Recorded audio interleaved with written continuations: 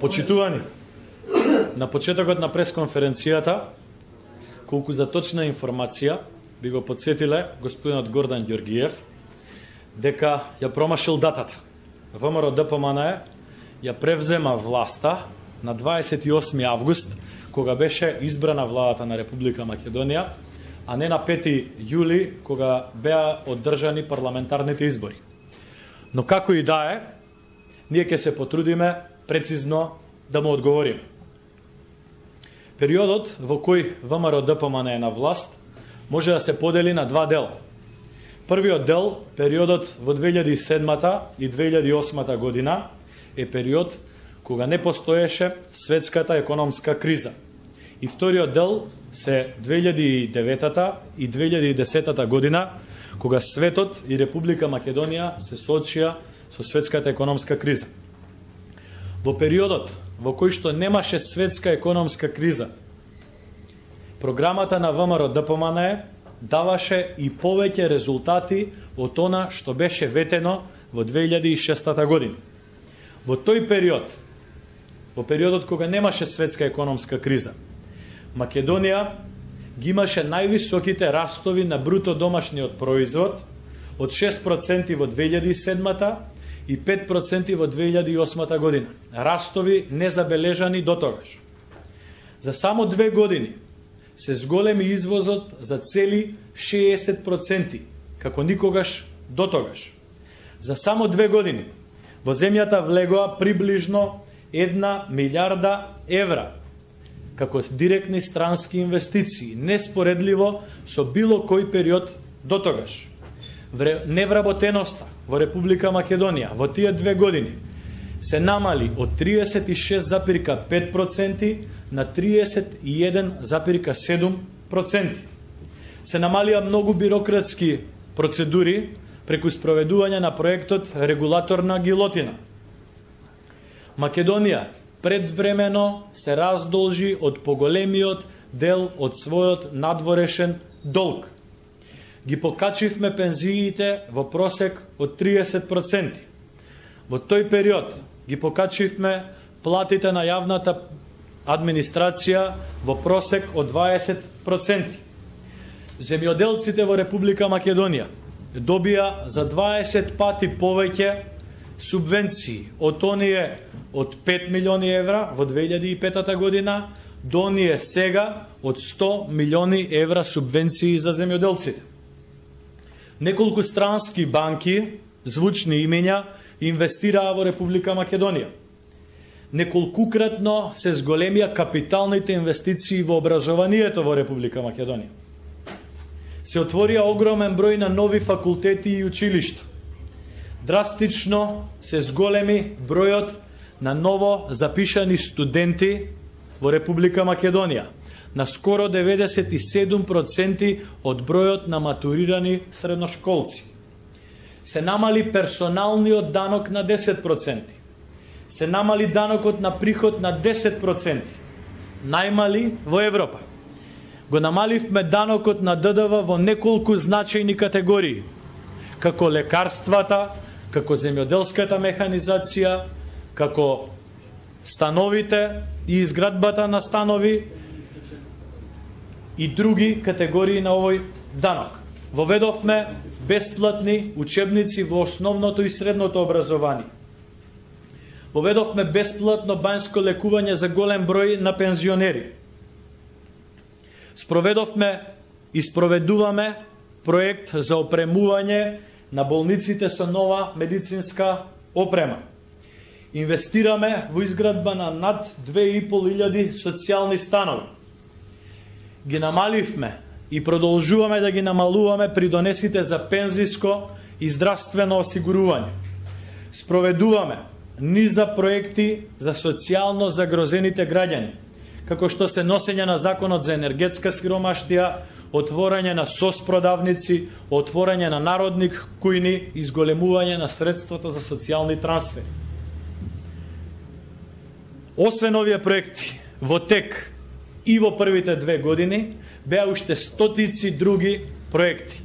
И по обем, и по квалитет, неспоредливи со ниту една владеачка гарнитура во овие 20 години во Република Македонија. Вториот дел од владењето е дел кога за жал се појави светската економска криза. Криза која што со ништо не е испровоцирана од Република Македонија и од било која гарнитура во Република Македонија. Светска криза која што е најголема во светот во последните 80 години.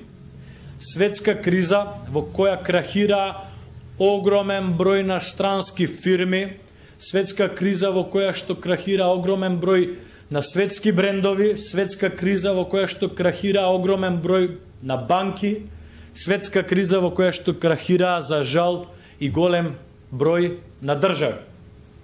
Во тој период владата на Република Македонија донесе 4 пакети на антикризни мерки, во кои што беа опфатени над 100 разни мерки.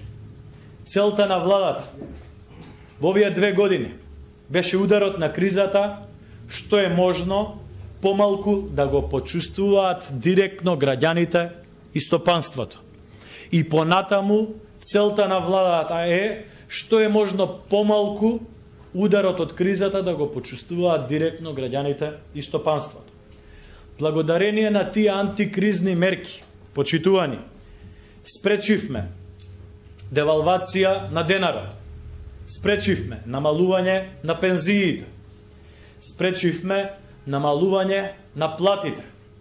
Благодарение на тие антикризни мерки, спречивме зголемување на даноците, спречивме воведување на нови даноци, спречивме зголемување на невработеноста, која што практично стагнира и останува на истите бројки како пред појавата на светската криза.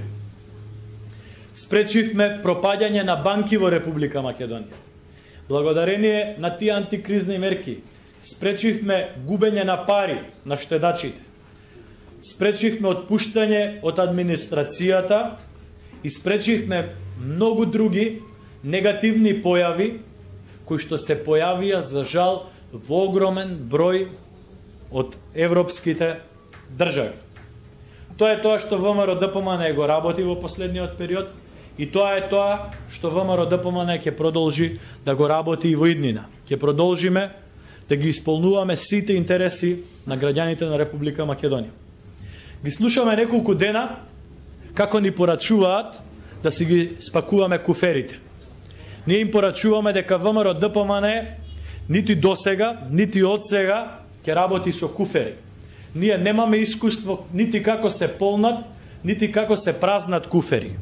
Но очигледно е дека колегите од СДСМ знаат многу и како се полнат и како се празнат куфери. Ние и понатаму ќе продолжиме да работиме според нашите принципи. На следните избори, граѓаните на Република Македонија ќе одлучуваат помеѓу работливоста, честноста, отчетноста, транспарентноста и скромноста како карактеристики на ВМРО-ДПМН.